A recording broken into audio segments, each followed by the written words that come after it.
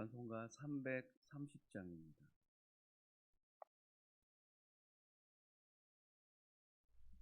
(330장입니다)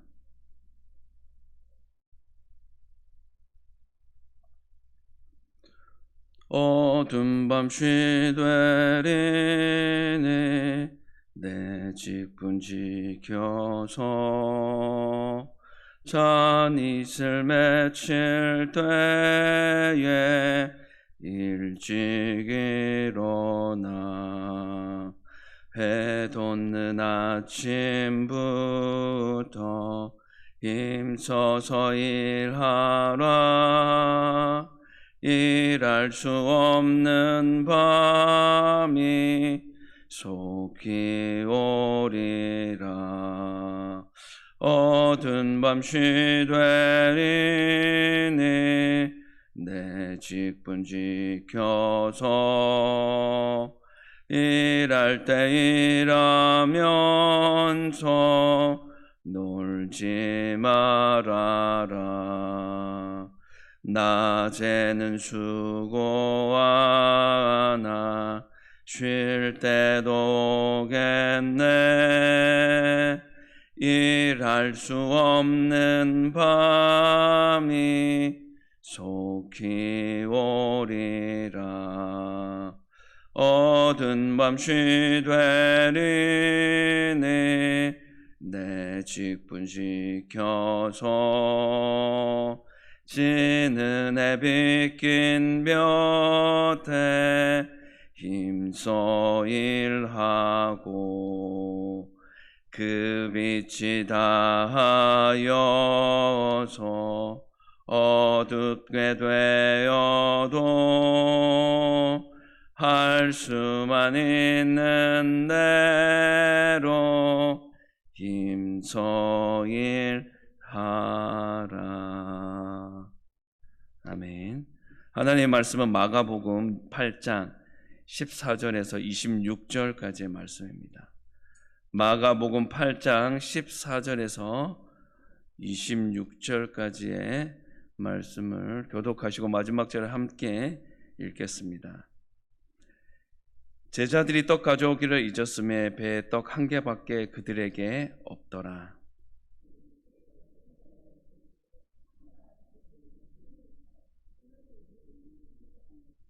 제자들이 서로 수군거리기를 이는 우리에게 떡이 없음이로다 하거늘.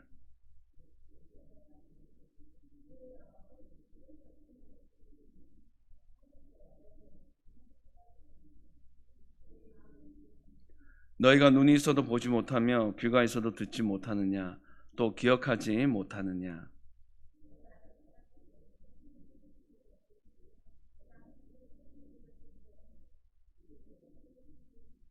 또 7개를 4,000명에게 떼어줄 때 조각 몇 광주리를 거두었더냐? 이르되 7이니이다. 벳세다의 이름에 사람들이 맹인 한 사람을 데리고 예수께 나와 손 대시기를 구하거늘.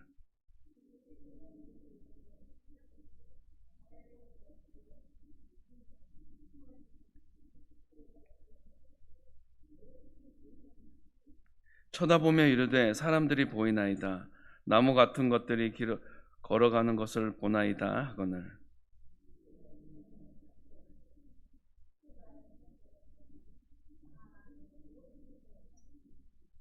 예수께서 그 사람을 집으로 보내시며 이르시되 마을에는 들어가지 말라 하시니라. 아멘. 우리의 오감 중에서 이 시각을 통해서 우리는 많은 정보를 얻으며 살아갑니다. 그래서 시각을 잃는 것은 어떻게 보면 우리 인생 가운데서 많은 것들을 잃어버릴 수 있는, 놓칠 수 있는 것이 될 수가 있습니다. 근데 오늘 본문에도 나오는 것처럼 믿는 자에게 이보다 더 큰 상실은 우리의 현실적으로 우리 시각적으로 보이지 않는 눈보다 영적인 눈이 어두워서 말씀을 깨닫지 못하는 것이 더 큰 상실이다 라고 말할 수가 있습니다. 본문에는 예수님이 당신의 말씀을 깨닫지 못하는 제자들을 책망하시는 사건과 벳세다에 있던 눈먼 사람을 고쳐주시는 그 두 가지의 내용으로 구분되어서 우리에게 말씀하고 있는 내용이기도 합니다. 이 두 사건은 전혀 상관이 없는 것처럼 보여지지만 일관된 영적인 교훈을 발견할 수 있습니다. 예수님이 우리의 영적 무지를 깨우쳐 주시고 밝히 볼 수 있게 해주신다는 겁니다.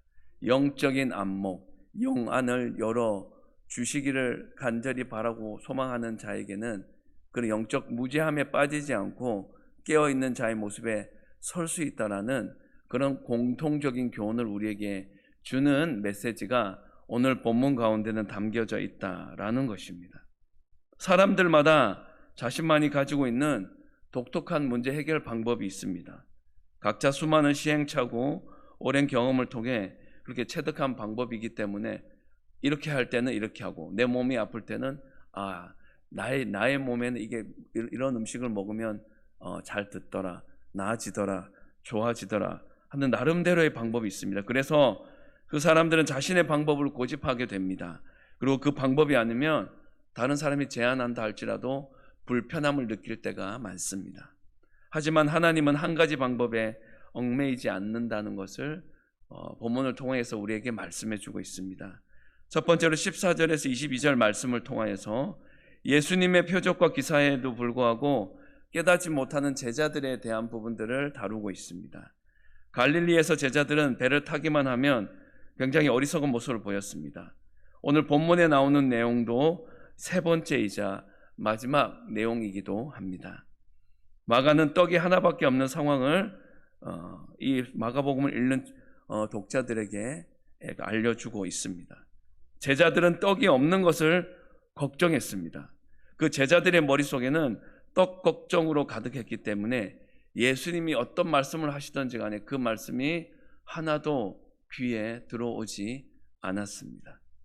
바리새인들과 헤롯의 누룩을 주의하라는 예수님의 말씀은 어떻게 보면 그렇게 이해하기 어려운 그런 비유도 아닌데, 이 제자들은 온통 보여지는 당장의 그런 먹는 것의 문제에만, 해결하는 부분에만 뭔가 신경이 곤두서 있습니다.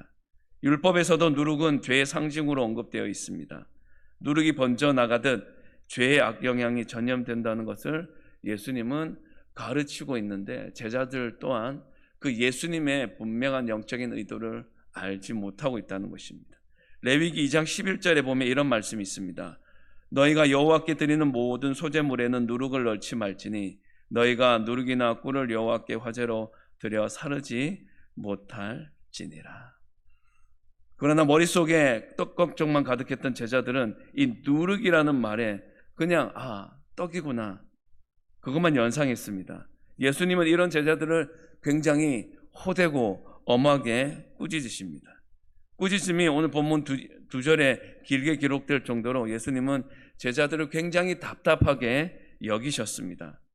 그래서 제자들에게 오병이어 7병이어의 기적을 기억하라고, 내가 뭘 얘기하는지 모르겠느냐, 내가 이 이적과 기적을 통해서 너희들에게 얘기해 주기를 원하는, 너희들이 깨닫기를 원하는 그 방향성을 모르겠느냐라고 도전하시지만, 아쉽게도 이 제자들은 표적을 보았음에도 불구하고 예수님의 그 말씀하시는 의도를 전혀 깨닫지 못하고 있습니다.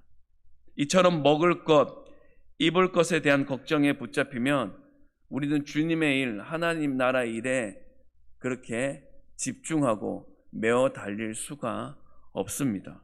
물론 먹고 사는 문제, 쉬운 문제, 가볍게 여길 수 있고 그냥 넘길 수 있는 문제는 아니지만, 우리가 마태복음 6장 33절에 있는 것처럼 너희는 먼저 그의 나라와 그의 의를 구하라, 그래야만 이 모든 것을 너희에게 더하시리라는 말씀을 생각할 때 우리의 우선순위보다 하나님이 우리에게 요구하시는 우선순위를 먼저 실천하고 힘쓰고 애쓸 때 우리의 인생은 보여지는 것으로나 보이지 않는 것으로나 다 풍성해지고 충만해질 수가 있는 것입니다. 두 번째로 22절에서 26절 말씀은 벳세다라는 지역 앞에서 안 못 보는 사람을 고치시고 우리에게 일하시는 하나님의 방법이 어떠한지를 말씀하는 내용을 또 우리에게 알려주고 있습니다. 벳세다에 가신 예수님은 그곳에서 앞을 못 보는 사람을 고쳐주셨습니다. 그런데 그 사람을 치유해 주신 과정이 이전에 예수님이 어떤 치유, 기적을 행했던 모습과는 굉장히 다른 모습을 보여줍니다. 가장 눈에 띄는 것은 한 번의 안수로 치유가 이루어진 것이 아니라 두 번에 걸친 안수로 완전한 치유가 이루어졌다라는 사실입니다. 예수님이 처음 안수하시자 이 사람은 앞을 희미하게만 볼 수 있었습니다. 사람들이 걸어가는 것이 마치 나무들이 걷는 것처럼 보입니다 라고 그렇게 얘기합니다. 예수님이 두 번째를 안수하시고 나자 그의 눈이 온전해졌습니다. 안수를 두 번 하신 뒤에야 온전히 치유된 것은 예수님이 능력이 부족해서일까요? 그런 것이 아닙니다. 왜 이렇게 두 번의 안수로 그가 온전히 치유되었는지 오늘 말씀에서는 그렇게 명확하게 말씀해주고 있지는 않습니다. 그러나 확실한 것은 결국 이 앞 못 보는 사람이 온전히 제대로 사람을 세상을 볼 수 있게 되었다는 사실입니다. 우리 주님은 이 시대를 살아가는 우리에게 동일하게 말씀하십니다. 여러 단계를 거쳐서 치유가 이루어진다라고. 끝까지 기도하며 주님의 때를 기다리면 반드시 문제와 어려움과 고난과 장애물들은 해결될 수밖에 없다라는 것을 우리에게 말씀해 주고 싶어 하신다는 것입니다. 두 단계든 세 단계든 그게 문제가 되지 않습니다. 때로는 하나님이 그런 단계를 거치게 하시는데 그 단계를 거치게 하시는 것은 우리를 연단하시고 우리를 더 믿음으로 견고하게 세워나가게 하시기 위한 주님의 분명한 의도와 목적이 있다라는 것입니다. 예수님이 두 번 안수하신 후에 그 사람의 시력은 완전히 회복되어 분명하게 볼 수 있었습니다. 사랑하는 여러분, 하나님은 항상 같은 방법으로 일하시지 않습니다. 그분은 언제나 가장 좋은 결과를 이루시며 그분은 우리 자신에게 구하는 우리에게 가장 좋은 것, 가장 필요하고 적절한 방법으로 응답하시고 일하시는 분이십니다. 이것이 바로 하나님의 방법입니다.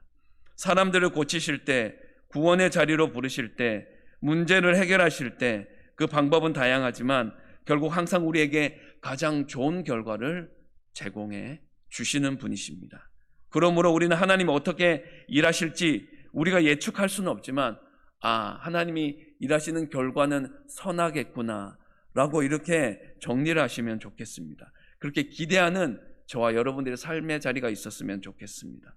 우리에게 큰 어려움이 닥쳐오고 막다른 골목에 몰린 것처럼 느껴질 때, 깊은 수렁에서 빠져나올 수 없을 것 같은 그런 절망감이 생겨날 때 오히려 창조적인 기대, 믿음으로 하나님을 바라볼 수 있는 그런 우리의 삶의 자리가 있게 되길 주님의 이름으로 축복합니다. 우리 눈으로는 도무지 빠져나갈 길이 보이지 않을 때 그때야말로 우리의 생각과 지혜를 뛰어넘으시는 하나님의 역사를 보게 되는 그 하나님의 일하심이 시작되었다라고 고백하시고 그 모든 상황과 문제와 어려움들, 주도권을 주님 앞에 다 내어 맡기는 그런 믿음이 저와 여러분들에게 있기를 주님의 이름으로 축복합니다. 고린도전서 1장 25절에 보면 이런 말씀이 있습니다. 하나님의 어리석음이 사람보다 지혜롭게 하나님의 약하심이 사람보다 강하니라. 우리가 아무리 똑똑하다 한들 그 하나님의 어리석음보다 나을 수는 없습니다. 우리가 아무리 강하다 한들 하나님의 그 연약한 모습보다도 우리는 더 강해질 수가 없는 것입니다. 하나님은 한 가지 방법으로만, 틀에 박힌 방법으로만 일하지 않으십니다. 그래서 하나님입니다. 하나님 우리 생각대로만 일하신다면, 우리가 예상하고 예측할 수 있는 대로만 일하시고 역사하신다면 어떻게 보면 우리는 그분을 믿을 수 있을까요? 하나님은 적어도 우리보다 크신 분이십니다. 하나님은 우리의 생각과 능력을 뛰어넘으시고 우리를 매 순간 놀라게 하시는 분이십니다. 그러므로 난관이 닥쳐왔다 해도 두려워 말고 잠잠히 하나님이 하시는 일을 믿음으로 바라볼 수 있는 그런 영안을 키워나갈 수 있기를 원합니다. 하나님이 과연 어떤 방법으로 우리를 놀라게 하실까? 그런 기대하는 마음으로 하나님을 소망할 수 있었으면 좋겠습니다. 하나님은 자녀들에게 가장 좋은 것을 주기 원하시는 우리의 아버지가 되시는 분이십니다. 문제가 해결되는 그 과정이 우리의 생각과 다르다 할지라도 결국 하나님은 돌이나 뱀이 아니라 떡과 생선을 주시는 좋은 아버지이심을 믿으며 그렇게 하나님만 바라보시기를 바랍니다. 말씀을 정리하겠습니다. 예수님은 무지한 제자들, 눈이 있어도 밝히 보지 못하는 제자들을 끝까지 포기하지 않으셨습니다. 결국에는 밝히 보고 깨닫고 땅 끝까지 이르러 주님의 증인으로 살게 하셨습니다. 사랑하는 성도 여러분, 여전히 영적으로 어둡고 미약하고 무지한 상태에 있더라도, 답답하더라도 낙심하지 마시기 바랍니다. 그 은혜를 기대하며 구하시기를 주님의 이름으로 축복합니다. 벳세다의 의미가 어부의 집 또는 물고기의 집입니다. 마가는 벳세다의 맹인과 대부분 어부였던 제자들의 모습이 그렇게 겹쳐 보이는 그런 내용을, 그런 본문의 내용들을 말씀하고 있습니다. 예수님은 전에 귀먹고 말 더듬는 자에게 하셨듯이 시각장애인을 마을 밖으로 데리고 나가셔서 그의 눈에 침을 뱉으시고 그에게 안수하셨습니다. 그러자 그가 희미하게만 볼 수 있었습니다. 어쩌면 이 상태가 배를 타고 나가기만 하면 그렇게 어리석은 행태를 보이는 제자들의 모습을 보는 것처럼 그 내용이 겹쳐져 보입니다. 예수님은 다시 안수하셨고 그 앞 못 보는 사람은 마침내 모든 것을 밝히 볼 수 있게 되었습니다. 예수님은 이 사람들이 무리와 섞이지 않도록 마을에 들어가지 말라고 하십니다. 이처럼 예수님은 제자들이 영적 진리를 깨닫게 하시기 위해 험난한 과정을 그렇게 거치도록 하시는 것입니다. 예수님은 높이 들린 등불처럼 우리에게 당신의 밝은 빛을 비추어 주십니다. 우리는 그 빛을 우리의 각자의 삶 속에서 그렇게 포착하고 깨닫기 위해 영적인 눈으로 주님을 바라볼 수 있는 그런 능력을 키워나가야 합니다. 눈이 어두우면 온몸이 방향을 잃는 것처럼 영적인 눈이 어두우면 십자가의 길이 아닌 세상의 길, 세상의 욕망으로 우리의 영혼이 휘말려 들어갈 수도 있기 때문에 그렇습니다. 탐욕으로 내 눈이 어두워지지 않기 위해 주님을 바라보시기를 바랍니다. 그러면 영적인 눈이 밝아져 주님이 바라보시는 곳을 함께 바라보게 될 것입니다. 기도하겠습니다. 주님의 제자들처럼 예수님의 의도를 전혀 알아차리지 못하고 세상 걱정으로 가득하여 눈앞의 현실적인 문제들에 갇혀 살아가는 자 되지 않게 하옵소서. 또한 주님이 베풀어 주신 은혜를 기억하지 못하는 자가 되지 않게 하옵소서. 우리 앞에 험난한 길이 놓여 있다 할지라도 영적 무지에서 벗어나 주님과 그 능력에 대한 깨달음의 경지에 이를 수 있도록 저희들을 선히 인도하여 주시옵소서. 주님, 또 한 주간의 삶의 여정이 시작됩니다. 우리가 붙잡고 놓쳐서는 안 되는 말씀, 기도의 줄, 복음 전파의 사명 잘 기억하며 감당하는 그런 삶의 자리가 있게 하여 주시옵소서. 주님, 교육부서에 새로운 진급한 학생들이 부서와 말씀과 모임에 잘 적응하고 참여할 수 있도록 해주시고 이를 위해 더욱 힘쓰는 교육자와 교사들이 되게 하여 주시옵소서. 예수님처럼 지혜와 키가 지속적으로 자라가는 다음 세대 되게 하옵소서. 또한 화요일에 진행되는 다음 세대를 위한 기도의 모임에 함께 기도로 동력할 수 있는 성도들의 발걸음을 더하여 주옵소서. 하나님의 자녀로서 절대 타협하거나 외면해서는 안 되는 중보기도와 영적 전쟁에 대한 확실한 방향성이 수요 기도에 선포되는 말씀과 교육을 통해 더욱 분명해지게 하옵소서. 1월 26일 금요일 다음 세대와 부모 세대가 함께 기도하는 기도회 가운데 교사와 또 유치부부터 청년부 그리고 믿음의 부모 및 장년 세대들이 불같이 일어나 말씀과 기도와 찬양을 통해 영적 충만함을 경험하는 시간 되게 하여 주시옵소서.